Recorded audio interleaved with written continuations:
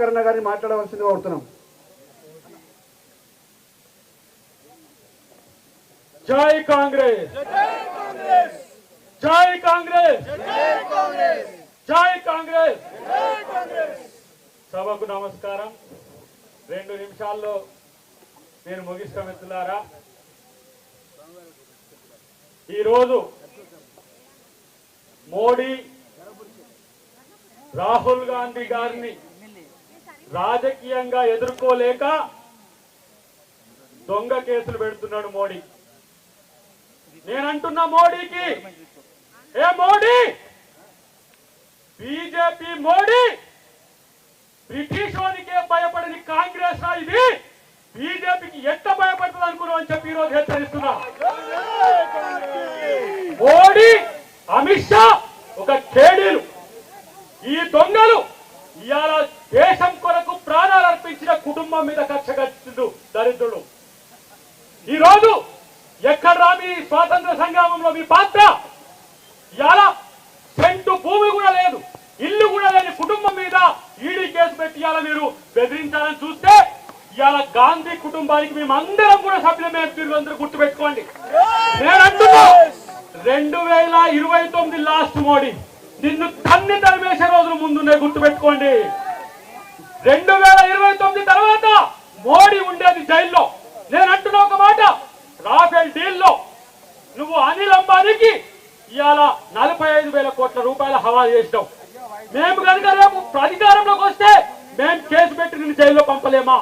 దొంగతనం చేసింది మీరు, కేడుని మీరు.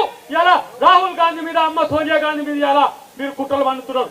ఒక్క మాట, ఆర్ఎస్ఎస్ ఈ రోజు ఇలాంటి దరిద్రపు కొట్టు నాయకులను ఈ దేశానికి ఇచ్చిందా? ఆర్ఎస్ఎస్ యొక్క విధానం మీద ఈ దేశ ప్రతిపక్ష నాయకుడిని మొత్తం టెర్మినేట్ చేసిన చరిత్ర ఇవాళ బీజేపీకి ఉన్నది. భయపడ్డా రాహుల్ గాంధీ? ఇవాళ ఎవరైతే ద్వేషం పంచుతున్నారో వాళ్ళ బజార్లో ప్రేమ కొట్టును పెట్టిడు రాహుల్ గాంధీ. ఇది కాంగ్రెస్ పార్టీ యొక్క కల్చర్. మేము ప్రేమనిస్తున్నాం, మీరు ద్వేషాన్ని పెంచుతున్నారు. విడగొట్టే మోడీకి తన్ని తరిమి కొట్టే రోజులు మన కాంగ్రెస్ పార్టీ చేస్తుందనే విషయాన్ని గుర్తుపెట్టుకోవాల్సిన అవసరం ఉంది. నేను అంటున్న చివరిగా ఒక మాట చెప్తున్నా మిత్రులారా, 45 సంవత్సరాల బీజేపీ, 45 సంవత్సరాల బీజేపీ, ఇలా 145 ఏళ్ల పైచిలకు చరిత్ర ఉన్న కాంగ్రెస్ పార్టీ ఈ దేశానికి స్వాతంత్రం తెచ్చినాం రా. ఒక ప్రజాస్వామ్య ద్రోహి మోడీ ఇలా ఈడీని ఎనిమి ఆఫ్ ది డెమోక్రసీగా చేసిండు.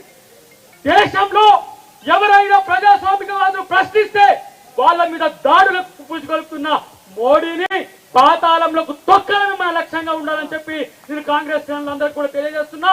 రాహుల్ గాంధీ మీరు కొట్టారండి, తెలంగాణ కాంగ్రెసే కాదు యావత్ దేశం మీ వైపు చూస్తున్నది.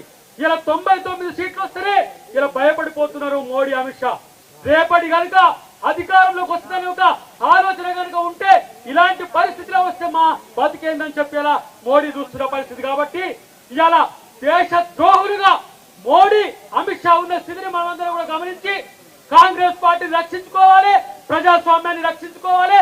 రాజ్యాంగ పరిరక్షకుడు రాహుల్ గాంధీని, అమ్మ సోనియా గాంధీ వెంట మనం అందరం ఉండాలని చెప్పి తెలియజేస్తూ జై కాంగ్రెస్, జై కాంగ్రెస్, జై కాంగ్రెస్.